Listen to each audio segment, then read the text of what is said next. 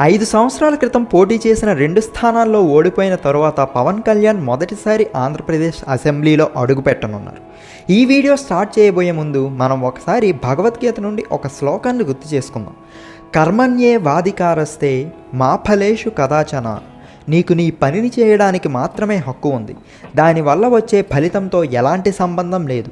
మా కర్మ ఫలాహేతుర్ భుర్మతయే సంగోత్స్వ అకర్మని. పని వల్ల వచ్చే ఫలితం నీ లక్ష్యం కాకూడదు. అప్పుడే నీ పనిని నువ్వు శ్రద్ధగా చేయగలవు. ఈ శ్లోకాన్ని గుర్తుపెట్టుకోండి. ఈ వీడియో ఎండింగ్లో మళ్ళీ మాట్లాడుకుందాం. కాకినాడ జిల్లా పిఠాపురం నియోజకవర్గంలో పోటీ చేసిన పవన్ కళ్యాణ్ 70,279 ఓట్ల మెజారిటీతో వైఎస్ఆర్సీపీ క్యాండిడేట్ అయిన వంగ గీత మీద గెలుపొందారు. మొత్తం ఓట్లలో పవన్ కళ్యాణ్కి 1,34,394 ఓట్లు రాగా వంగ గీతకి 64,115 ఓట్లు వచ్చాయి. పవన్ కళ్యాణ్ జనసేన పార్టీ పోటీ చేసిన 21 స్థానాల్లో గెలిచి సత్తాని చాటుకుంది. 175 మంది శాసనసభ్యులు ఉండే ఆంధ్రప్రదేశ్ అసెంబ్లీలో 21 స్థానాలతో సెకండ్ లార్జెస్ట్ పార్టీగా నిలిచింది. బీజేపీ, టీడీపీ, జనసేన కూటమిగా కలిసి పోటీ చేసిన సంగతి మనకు తెలిసిందే.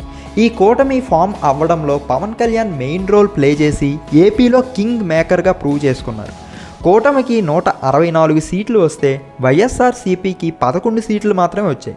మన పవర్ స్టార్ గత నెలన్నర నుండి అలుపు లేకుండా పిఠాపురంలో క్యాంపెయినింగ్ చేశారు. పవన్ కళ్యాణ్ అన్నయ్య మెగాస్టార్ చిరంజీవి గారు కూడా ఒక వీడియో రిలీజ్ చేసి పిఠాపురంలో పవన్ కళ్యాణ్ని గెలిపించమని కోరారు. పవన్ కళ్యాణ్ సినిమాల్లోకి తనకి ఇష్టం లేకుండానే వచ్చారని, కానీ రాజకీయాల్లోకి మాత్రం తన ఇష్టంతోనే ఎంటర్ అయ్యారని చిరంజీవి ఆ వీడియోలో పేర్కొన్నారు. పవన్ కళ్యాణ్ ప్రజలకి దగ్గరగా ఉండడానికి పిఠాపురంలో ఒక ఇల్లు కొనుక్కొని అక్కడ డెవలప్మెంట్ మీద ఫోకస్ చేస్తా అని చెప్పారు. 2014 మార్చిలో జనసేన పార్టీని స్థాపించారు. పవన్ కళ్యాణ్ ఆ ఎలక్షన్స్లో టీడీపీ, బీజేపీ కూటమికి సపోర్ట్ చేశారు. తర్వాత స్పెషల్ కేటగిరీ స్టేటస్ ఏపీకి ఇస్తానన్న ప్రామిస్ని బీజేపీ నిలబెట్టుకోకపోవడంతో టీడీపీ, బీజేపీకి దూరం అయిపోయారు. 2019 ఎలక్షన్స్లో పోటీ చేసిన 2 స్థానాల్లో గాజువాక, భీమవరంలో పవన్ కళ్యాణ్ దారుణంగా ఓడిపోయారు. కానీ ఆ ఓటమికి పవన్ కళ్యాణ్ కృంగిపోలేదు, ఓపికని కోల్పోలేదు.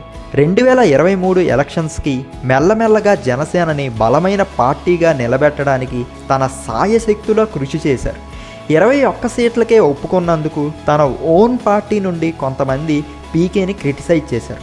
రూలింగ్ పార్టీ నేతలు అతన్ని పార్ట్ టైం పాలిటీషియన్ అని, తన పెళ్ళిళ్ళ గురించి, పర్సనల్ లైఫ్ గురించి మాట్లాడి పదే పదే అతన్ని విమర్శించినా కూడా తను మాత్రం ధైర్యంగా నిలబడ్డారు.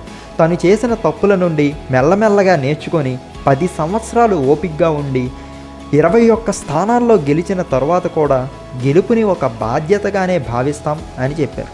గెలుపు తర్వాత మాట్లాడిన పీకేలో ఏమాత్రం గర్వం కనిపించలేదు, బాధ్యత మాత్రమే కనిపించింది. ఫలితం గురించి పట్టించుకోకుండా మన పనిని మనం చేస్తే గెలుపు దానంతట అదే వస్తుందని పవర్ స్టార్ పవన్ కళ్యాణ్ భగవద్గీతలో శ్రీకృష్ణుడు చెప్పిన శ్లోకాన్ని తూచా తప్పకుండా పాటించి మనకు చూపించారు. Thank you so much for watching.